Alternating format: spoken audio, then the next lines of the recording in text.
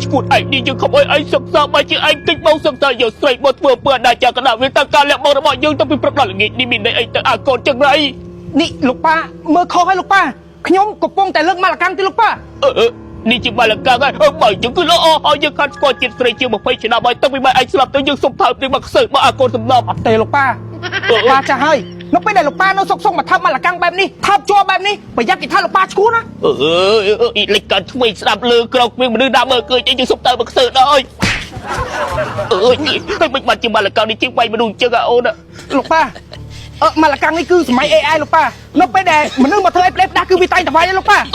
ដៃរបស់នេះធ្ងន់ជាងដៃធូទីរ៉ាទៀតអូយមិនអោយធ្ងន់មិនប៉ាបើដៃនាងដាក់សក់ដៃនេះចុះឲ្យចង្រៃអីប្រុងទៅនាំនាងយកទៅដើរទៅ